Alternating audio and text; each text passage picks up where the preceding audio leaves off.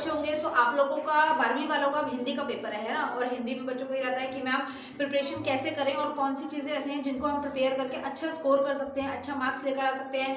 तो यहाँ पर आपको कुछ चीज़ों का ध्यान रखना है। सबसे पहली चीज़ कि आपको इंग्लिश में उन टॉपिक्स को पकड़ना है, सॉरी हिंदी में, इंग्लिश का तो अभी 10th वालों का पेपर है, और आप लोगों का जो हिंदी का एग्जाम है आप लोगों को उसके अंदर कुछ चीज़ों का ध्यान रखना है, जो चीज़ें आप लोगों को जिसको बोलते हैं कि फ्री के मार्क्स दिलाने वाला काम करती हैं। जैसे कि फर्स्ट चीज़ जो आ जाती है यहाँ पर कि आपको कॉम्प्रिहेंशन पर वर्क करना है। ओके, कॉम्प्रिहेंशन आपको 10 to 15 मार्क्स कैरी करवाने में हेल्प करती है। तो आपको उसके क्वेश्चंस जो हैं उनको पता होना चाहिए, और आपको एक चीज़ और पता होनी चाहिए कि जैसे आप जो क्वेश्चन आंसर्स उसमें जो चैप्टर्स में से आपके पास क्वेश्चन आंसर्स आएंगे उनको आपको बनाना आना चाहिए कि हाँ मैम इस चैप्टर के अंदर से क्वेश्चन आ रखा है और उसके अंदर ये चीज़ें थी, तो आपको वो लिखना आ पाए। ओके, तो ओन वर्ड्स आपको आना चाहिए कि how to write answer in own words. Then उसके बाद में आपको पोएट जो है, मतलब कि जितनी कविताएं हैं आपको उनके बारे में बस इतना है कि आपको कुछ लाइंस को पढ़कर आपको ये पता लगे कि हाँ ये इस पोएम के बारे में बात की जा रही है, ये इस कविता के बारे में बात की जा रही है, सो दैट कि अगर आपके पास आ जाता है तो आप उसको अपनी भाषा में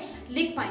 आप उसको मतलब कि उसके अंदर एक क्वेश्चन जो आपको मार्क्स दिलाता है कि उसमें पोएट और पोएम नेम बताना होता है, मतलब कविता और कवि का नाम। तो आपको अगर लाइन से पहचान आ जाएगा कि हाँ ये वाला जो पोएम है ये इस चैप्टर के अंदर से, और मतलब इस पोएम के अंदर से लिया गया है, और उनके जो पोएट हैं मतलब कवि हैं वो ये हैं, तो वहाँ से आपको काफ़ी हेल्प होगा और आप उस क्वेश्चन का जवाब दे पाएंगे। तो एक ये चीज़ आपको अच्छे से मतलब कि प्रिपेयर करनी है। ओके, और इसके अलावा में कॉम्प्रिहेंशन की प्रैक्टिस अच्छे से करनी है। कॉम्प्रिहेंशन में आपको हिंदी तो बहुत ज़्यादा ईजी होती है, तो उसके ऊपर आप लोगों को ज़्यादा मेहनत करने की ज़रूरत नहीं पड़ेगी। और एक चीज़ जो आपको अच्छा स्कोर दिलवाएगी कि कटिंग बिल्कुल मत करना। ओके, चाहे आप किसी चीज़ का आंसर हो, चाहे आप कोई भी चीज़ हो, आपको ओन वर्ड्स अगर आप लिख रहे हैं तो आपको गलतियाँ नहीं करनी है। मतलब आपको ये नहीं है कि आप कटिंग करें या फिर आप उनके वर्ड्स के अंदर जो है वो कट कर करके उनको चीज़ों को करें कि हाँ मैम दो चीज़ें जो हमने लिख दी उसके बाद में फिर हमें कुछ ध्यान आया और फिर हमने कटिंग की, फिर उसके बाद आगे, क्योंकि कटिंग बहुत ज़्यादा करते हैं, खुद के स्टूडेंट बहुत कटिंग करते हैं, तो कटिंग नहीं करनी होती। अगर स्टिल कोई आपसे कटिंग हो जाती है तो आप उसको सिंपल मतलब कि डार्कनेस करने के बजाय आप उसको नॉर्मल जो है सिंपल एक लाइन डाल सकते हैं। और अगर उतना भी नहीं है, अगर आप सिंपल कटिंग हो भी गई है ना, तो आप उसको हाईलाइट करे बजाय उसको आगे से दोबारा से शुरू कर देंगे तो टीचर इतना ज़्यादा ध्यान नहीं देता है। तो आप लोगों को इसके ऊपर थोड़ा सा ध्यान रखना है। कोई भी आपके पास क्वेश्चन आता है, अगर आपको लगता है कि मुझे इससे रिलेटेड ये चीज़ नहीं आ रही है, तो आप उसके अंदर उस चैप्टर से रिलेटेड कुछ भी लिख दें, कोई फ़र्क नहीं पड़ता है। बस आपको थोड़ा सा ध्यान रखना है कि आपकी हैंडराइटिंग साफ सुथरी होनी चाहिए, खिचड़ी नहीं पकी होनी चाहिए। अगर ऐसा लिखते हो तो एग्जामिनर आपके क्वेश्चन जो है वो बहुत ज़्यादा उससे नहीं पड़ेगा, वो आराम से आपको अच्छा स्कोर करने में हेल्प करेगा और आपको अच्छे मार्क्स भी देगा। ठीक है, क्योंकि कोई भी एग्जामिनर इतना नहीं होता कि वो बिल्कुल कंटिन्यू होकर आपके सारे क्वेश्चन पढ़े, देखे, समझे कि क्या है उसमें क्या नहीं है। तो इस चीज़ पर आपको थोड़ा सा ध्यान देना है। ओके, और हिंदी के अंदर फेल होना तो बिल्कुल ये बोल सकते हैं कि छोटा बच्चा जो है वो भी क्लियर कर लेता है। तो हिंदी में आप लोगों की कंपार्टमेंट नहीं आनी चाहिए, ये मेजर सब्जेक्ट है एक, और इस पर फोकस करना है कि आप इन चीज़ों के ऊपर थोड़ा सा ध्यान दें। और इसके अलावा में निबंध आता है 5 नंबर का और एक एप्लीकेशन आती है 5 नंबर की। ये दो चीज़ें जो हैं आपको अच्छा स्कोर करवाती हैं।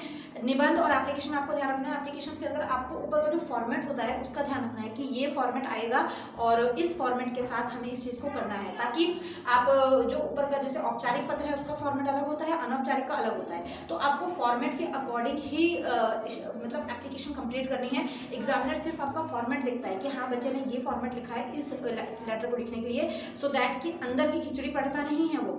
और अगर आपको कोई एप्लीकेशन नहीं भी आ रही, फर्स्ट लाइन आपको अगर आप प्रधानाचार्य वाली, मुख्याध्यापक वाली एप्लीकेशन लिखें तो उसमें आपको वही लिखना है, सभी ने निवेदन किया है कि मैं आपके स्कूल में 12वीं कक्षा का छात्र हूँ, और फिर उसके बाद जो सब्जेक्ट के अकॉर्डिंग है वो आगे आप कंप्लीट कर दें। ठीक है, तो इस तरीके से आपको कंप्लीट करना है और पेपर बहुत इजी आएगा। काफ़ी सारे चॉइसेस होंगे, उनका ध्यान रखना। अथवा लिखा होगा उसका भी ध्यान रखना, ऊपर की हेडिंग ज़रूर पढ़ना, और बाकी OMR शीट वगैरह जो आप भरते हो उसको थोड़ा सा अच्छे से प्रिपेयर करना। ओके, कोई भी डाउट हो, कोई चीज़ ना समझ आए, आप फ्रीली मैसेज कर सकते हैं, कमेंट कर सकते हैं। इंस्टाग्राम है, टेलीग्राम है, वहाँ के लिंक आपको डिस्क्रिप्शन में मिल जाएंगे, तो वहाँ से जाके आप मुझसे डायरेक्ट कोई क्वेश्चन कर सकते हैं if you want to ask any question from me. ठीक है बच्चे, तो न्यू वीडियो में जल्दी मिलते हैं, और ऐसे ही चैनल पर अपना प्यार देते रहें, सपोर्ट करते रहें। कोई भी चीज़ ना समझ आए तो इमीडिएटली आप मैसेज करें। ओके, मुझे जैसे ही फ्री शेड्यूल बनता है मैं उसी टाइम आप लोगों को रिवर्ट करती हूँ। Okay, bye bye.